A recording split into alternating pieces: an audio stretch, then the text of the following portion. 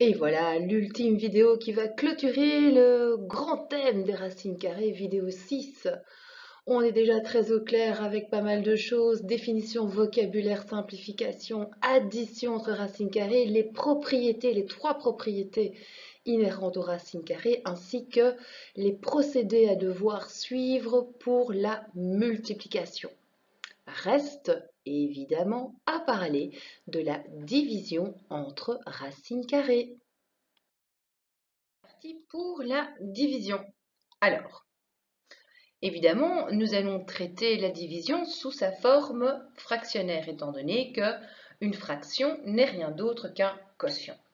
Premier cas de figure que vous avez déjà rencontré, c'est lorsque vous avez une fraction composée d'un numérateur et d'un dénominateur qui sont des carrés parfaits. Voici un exemple. Donc vous avez la racine carrée de la fraction 169 a carré sur 361b4. Eh bien, il me suffira d'appliquer la propriété numéro 3, c'est-à-dire que je vais appliquer d'abord sur le numérateur la fonction racine carrée sur 169a carré et ensuite sur le dénominateur, puisque cette fraction était composée d'éléments carrés. Dès lors, au niveau de mon numérateur, je me retrouve avec 13a et au niveau de mon dénominateur, je me retrouve avec 19b carré. Bien sûr, il y a lieu de vérifier s'il n'y a pas de simplification possible. Or, ici, il n'y en a pas du tout. Maintenant, on peut très bien avoir un numérateur et un dénominateur qui ne sont absolument pas des éléments carrés. Par exemple, ici, si j'observe l'exemple 2, au niveau du radicand, a carré est bien un élément carré, mais par contre, le coefficient de ce monôme, c'est 48, qui n'est pas carré. Au niveau du dénominateur, j'ai 80, qui n'est pas carré, et j'ai a exposant 7. Là, je vais tenter une simplification, parce que j'ai repéré quand même que 48 et 80, si j'applique évidemment la propriété 3 ce coup-ci dans l'autre sens, à savoir que le quotient entre deux racines carrées n'est rien d'autre que la racine carrée de ce quotient, je vais alors pouvoir opérer une simplification numérateur par dénominateur. C'est parti. Alors numériquement, je vois que je peux simplifier 48 avec 80. Le PGCD, c'est 16. Et je me retrouve alors comme nouveau numérateur numérique avec la valeur 3. Et au niveau du dénominateur avec la valeur 5. Au niveau maintenant littéral, ce sont des variables qui sont identiques, donc je peux opérer la simplification, je neutralise le a carré qui statuait au numérateur, mais bien sûr je rééquilibre l'exposant au niveau du dénominateur qui va devenir 5. Je vais la réécrire plus proprement pour avoir plus de lisibilité. Alors ensuite, qu'est-ce que je peux faire? Je ne peux pas laisser mon résultat comme ça. Bien, à nouveau, je vais réappliquer cette propriété 3, mais dans l'autre sens, c'est-à-dire que la racine carrée d'un quotient n'est rien d'autre que le quotient de ses racines. Et donc, je vais appliquer la racine carrée d'abord sur le numérateur, ça me donne racine carrée de 3. Donc là, j'observe bien que j'ai une racine carrée qui est simplifiée à son maximum sur racine carrée de 5 à exposant 5. Là, par contre, je vois que je vais pouvoir détourner l'écriture à exposant 5 de façon intelligente sous forme de produit de facteurs dont l'un de ces facteurs sera un élément carré, à savoir a exposant 4 suivi de a. Si j'applique la fonction racine carrée, je me retrouve alors avec la fraction résultat, racine carrée de 3 sur a carré, racine carrée de 5a. Oui, mais attention, quand on traite avec des fractions, on traite avec des nombres à part. Il y a certaines conventions d'écriture qu'il y a lieu évidemment de bien respecter, à savoir toujours vérifier que votre résultat est bien une fraction dite irréductible, simplifiée à son maximum. Si je prends le premier exemple, je vois que j'obtenais 13a sur 19b carré. C'est bien le cas, la fraction est réduite à son maximum. Ensuite, le dénominateur ne pourra jamais être négatif. Si c'est le cas, vous devez balancer ce signe moins au niveau du numérateur. À nouveau, dans le premier exemple, pas de souci, le dénominateur est positif, tout va bien. Troisième chose, le dénominateur ne peut pas se composer de racines carrées. À nouveau, dans le premier exemple, c'est parfait, donc mon résultat est cohérent et tient la route. Dans le deuxième exemple maintenant, nous avions racine carrée de 3 sur a carré, racine carrée de 5a. Alors à nouveau, toujours vérifier que votre résultat est une FR irréductible. C'est le cas ici, parfait. Vérifiez que le dénominateur n'est pas négatif. Parfait, dans cet exemple-ci, il ne l'est pas. Par contre, vérifiez que le dénominateur ne peut pas être composé de racines carrées. Or, qu'est-ce que vous voyez? Horreur, malheur, il se trouve qu'il y a une racine carrée. Donc, je vais devoir retravailler cette fraction car je ne suis pas au bout de mon résultat final. On n'en a donc pas fini avec le résultat fractionnaire obtenu dans l'exemple 2 de la dia précédente, puisqu'il y avait la présence d'une racine carrée. On va devoir retravailler évidemment notre résultat, c'est-à-dire que nous allons rendre son dénominateur rationnel. Alors, qu'est-ce que ça veut dire rendre un dénominateur rationnel? Ça veut tout simplement dire qu'on va faire disparaître là où les racines carrées présentent au niveau du dénominateur. Comment va-t-on procéder? Premier cas de figure, c'est celui qui nous occupe, c'est lorsque votre dénominateur est composé d'un seul terme, un terme composé d'une racine carrée, soit un monome. C'était le cas qui nous occupait. Nous avions racine carrée de 3 sur a carré, racine carrée de 5a. Le souci, c'est qu'il y avait la présence de cette racine carrée au niveau du dénominateur. Je vais donc devoir manipuler l'écriture afin de faire disparaître cette racine carrée. Or, magie, magie, nous connaissons nos propriétés au niveau des racines carrées. Je sais très bien que pour neutraliser une racine carrée, il suffit soit de l'élever au carré, soit de la multiplier par elle-même. C'est exactement ce qu'on va faire ici. En multipliant racine carrée de 5a par racine carrée de 5a, vous êtes bien d'accord que j'applique la propriété numéro 1 et que donc je vais obtenir pour nouveau dénominateur, attention, a carré qui statuait au préalable devant la racine carrée, fois quoi? 5a. Oui, mais si je multiplie le dénominateur par un nombre, vous pensez bien qu'afin de respecter l'égalité au niveau fractionnaire, je suis obligé de multiplier le numérateur par ce même nombre. Donc je vais également multiplier le numérateur par racine carrée de 5a. Je me retrouve alors avec le produit de deux racines. Il suffira dès lors de réduire numérateur et dénominateur. Réponse finale, racine carrée de 15a sur 5a cube. Voyons voir si vous avez compris. Je prends un autre exemple. Évidemment, toujours avoir à l'œil que s'il y a lieu de simplifier vos racines carrées, il faut le faire. Or, ici, ça n'est absolument pas le cas. Pour respecter les conventions d'écriture d'une fraction, bien ici, il y a quelque chose qui ne va pas, c'est que je me retrouve avec racine carrée de 7 au niveau du dénominateur. Je vais donc devoir neutraliser à tout prix ce radical 7. Comment? Tout simplement en multipliant radical 7 par radical 7. Mais ce que je fais au dénominateur, ce que je fais subir au dénominateur, je le fais subir équitablement au niveau du numérateur pour respecter mon égalité. Je me retrouve alors avec, évidemment, 7 au niveau du dénominateur. La mission est accomplie.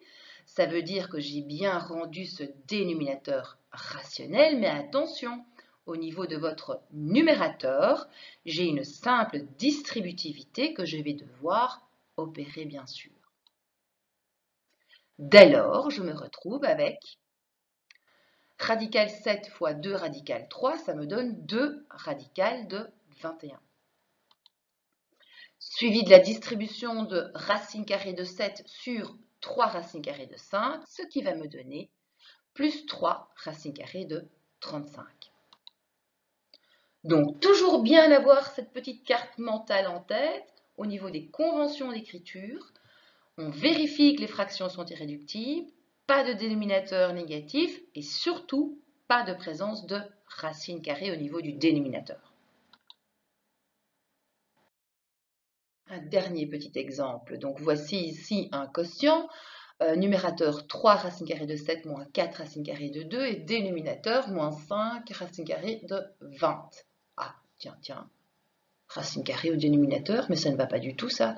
Ah, et en plus, cette racine carrée peut être simplifiée. Donc d'abord, jouons la sécurité, nous la simplifions.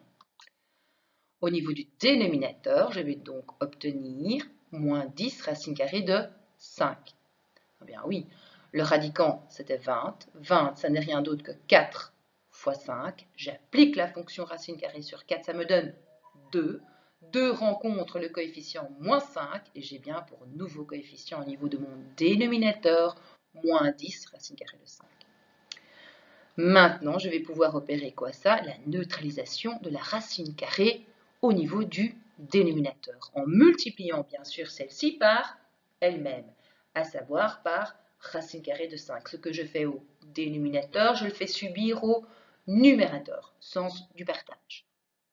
Grâce à ça, au niveau maintenant de mon dénominateur, j'ai le produit de moins 10 par 5. Et au niveau de mon numérateur, j'ai une simple distributivité. Finalement, mon dénominateur n'est rien d'autre que le produit de moins 10 par 5 me donnant moins 50. Et au niveau du numérateur, si je distribue, je vais obtenir 3 racines carrées de 35, suivi de moins 4 racines carrées de 10. Il y a un truc qui ne va pas du tout. Qu'est-ce qui ne va pas du tout? Bien, j'ai un dénominateur qui est négatif. Alors, pas de panique, là, il y a deux options. La plus facile, c'est celle tout simplement de déplacer ce moins, hop, et de le faire statuer pile poil en face de votre grande barre de fraction. Là, vous jouez la sécurité. Ou alors, vous l'appliquez évidemment, ce moins, sur les termes qui composent votre numérateur, et on se retrouve alors avec moins 3 racine carrée de 35, non pas moins, mais plus 4 racine carrée de 10. Importance, c'est de bien avoir en tête à chaque fois que vous traitez des fractions les conventions d'écriture. Qu'en est-il maintenant si votre dénominateur n'est pas composé d'un terme, mais de deux termes, soit un binôme dont l'un des termes pourrait être une racine carrée, voire même les deux, pourquoi pas. Prenons un exemple. Donc voici racine carrée de 3 sur 1 moins racine carrée de 5. Ben là, on observe bien qu'au niveau du dénominateur, ça ne va pas du tout, puisqu'il y a la présence d'une racine carrée. Il n'y a pas de simplification, donc je dois manipuler l'écriture pour faire disparaître cette racine. Si on réfléchit ensemble, on pourrait très bien se dire, oui, bah, j'ai qu'à élever ce binôme au carré. Oui, mais ça, c'est quelque chose qu'on connaît très bien. Il s'agit d'un pair 1, c'est le carré d'une différence. Pour le carré d'une différence, je sais que je dois obtenir un TCP, configuration de signes, plus moins plus. Si j'insère le carré du premier terme, ça me donne 1, et si j'insère le carré du deuxième terme, à savoir le carré de racine carrée de 5, c'est 5. Mais ça, c'est génial, il n'y a plus de racine carrée. Et attention, là, je m'emballe parce que je dois insérer le double produit. Or, le double produit, ça me donne 2 racines carrées de 5. Oui, mais moi, je veux plus de racines carrées. Ça ne marche pas, ça. C'est pas le bon truc. Donc, je ne peux pas simplement élever ce binôme au carré. Oui, mais j'ai autre chose en magasin. Il n'y a pas que le pair 1. Il y a le pair 2. Bien oui, Ici, 1 moins racine carrée de 5, c'est une différence. Il suffirait que je le multiplie par son binôme conjugué, à savoir 1 plus racine carrée de 5. Et là, 1 fois 1 me donne 1, moins racine carrée de 5 fois plus racine carrée de 5, ça me donne moins 5. Et là, bingo les amis, je n'ai plus de racine carrée. Donc, l'idée est trouvée, je vais multiplier cette différence par son binôme conjugué. Mais bien sûr, ce que j'inflige au dénominateur, je dois m'empresser de le faire au numérateur. Et là, je me retrouve donc au niveau du numérateur avec une simple distributivité et au niveau de mon dénominateur avec un paire de produits de binômes conjugués. C'est parti. Si je perds la simple distributivité, je vais d'abord distribuer racine carrée de 3 sur 1. Ça va me donner racine carrée de 3. Ensuite, je distribue racine carrée de 3 avec racine carrée de 5, ce qui va me donner plus racine carrée de 15. J'attaque mon produit de binôme conjugué et je connais mon produit remarquable. Je vais d'abord à la recherche du lien numéro 1. Les termes disent égaux. Je perds le produit, ça me donne 1. Ensuite, je vais rechercher le lien numéro 2. Les termes dits opposés. Moins racine carrée de 5 fois plus racine carrée de 5, ça me donne moins 5. Je réduis évidemment. Au niveau du numérateur, ça va rester racine carrée de 3 plus racine carrée de 15. Mais au niveau du dénominateur, ça devient moins 4. Ah oui, mais non, ça va pas ça. Ça va pas parce que je ne peux pas avoir de dénominateur négatif. Mais ce n'est pas un souci. Je vais donc réécrire la fraction avec le moins pile poil devant la grande barre de fraction, ou alors vous appliquez évidemment ce signe moins sur chacun des termes au niveau de votre numérateur pour obtenir moins racine carrée de 3 moins racine carrée de 15 sur 4. Encore un tout petit exercice pour être certaine que vous avez compris comment on rend rationnel un dénominateur composé de deux termes. Tout d'abord, je le rappelle, s'il y a lieu de simplifier vos racines carrées, vous le faites. Or ici, ce n'est plus le cas. Toutes les racines carrées sont déjà simplifiées au maximum. Donc, je vais analyser d'un petit peu plus près le contenu du dénominateur. Or, il s'agit d'une somme. Donc, la seule façon que j'ai pour faire disparaître les racines carrées présentes au niveau de ce dénominateur, c'est de multiplier cette somme par son binôme conjugué, soit une différence, à savoir racine carrée de 7 moins racine carrée de 5. Bien sûr, ce que je perds au dénominateur, je dois l'opérer au numérateur afin de respecter l'égalité. Je me retrouve alors avec un numérateur qui se compose d'une double distributivité, rien de bien compliqué à opérer, et au niveau de mon dénominateur, de mon produit de binôme conjugué. Je vais d'abord me concentrer sur le produit de binôme conjugué et je vais à la recherche du lien numéro 1, soit les termes dits égaux, à savoir moins racine carrée de 5 fois moins racine carrée de 5. Ce qui va me donner 5, suivi de mon lien numéro 2, c'est-à-dire moins racine carrée de 7 fois plus racine carrée de 7, ce qui va me donner moins 7. Restera à réduire cette différence. Au niveau maintenant du numérateur, j'ai la double distributivité, donc je vais distribuer moins 2 radical 7 avec radical 7, et puis ensuite moins 2 radical 7, soit le premier terme de ma première parenthèse, sur moins radical de 5. C'est parti. Pour le premier terme de mon numérateur, je vais obtenir moins 14. Eh bien oui, radical 7 fois radical 7, ça donne 7, fois moins 2, ça me donne bien moins 14. Suivi de plus 2 racine carrée de 35. Ensuite, je vais distribuer le deuxième terme de ma première parenthèse sur chacun des termes de la seconde parenthèse. 4 radical 5 fois radical 7, ça me donne plus 4 radical 35. Vous l'aurez compris, j'ai des radicaux qui sont semblables, je vais pouvoir réduire. suivi de quoi? De la distribution de 4 radical 5 sur moins radical 5. Radical 5 fois radical 5, ça donne 5. Et donc, au final, moins 20 pour dernier terme de mon numérateur. Je vais réduire maintenant ce qu'il y a lieu de réduire au niveau du numérateur et du dénominateur. Je vais me retrouver alors avec la fraction moins 34, résultant de moins 14, moins 20, suivi de plus 6, racine carrée de 35, le tout sur moins 2.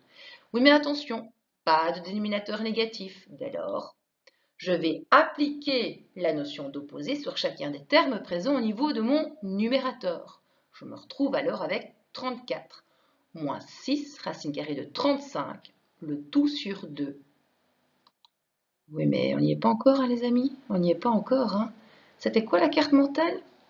Plus de racine carrée au niveau des dénominateurs. Ok, il n'y a plus de racine carrée. Pas de dénominateur négatif. Non, il n'y a plus de dénominateur négatif. Et oui, c'était quoi encore la dernière? Ah oui, oui, rendre la fraction irréductible. Regardez un peu. 34, c'est un nombre pair. 6, c'est un nombre pair. Ça veut dire qu'ils sont tous les deux divisibles par 2. Oui, mais attention, hein, on n'attaque pas ça à la sauvage. Hein. Le seul moyen que vous ayez de simplifier, c'est de transformer votre numérateur en un produit. Et là, on va utiliser la mise en évidence, qui consiste à extraire le PGCD commun à vos coefficients, soit à 34 et 6. Le PGCD entre 34 et 6, c'est 2. Je vais donc l'extraire. C'est le 2 qui apparaît en jaune. 2 fois quoi me donne 34? Bien, 2 fois 17. Et 2 fois quoi me donne moins 6 racine carrée de 35? 2 fois moins 3. Dès lors, j'ouvre une parenthèse dans laquelle je vais insérer 17 moins 3 radical de 35. Maintenant, vous pouvez aller simplifier 2 avec 2. Pourquoi? Parce que vous avez affaire à des facteurs. Et uniquement pour ça. Donc finalement, mon résultat sera 17 moins 3 racine carrée de 35. Et là, je peux vous dire qu'on en a terminé avec ce foutu chapitre. Yes!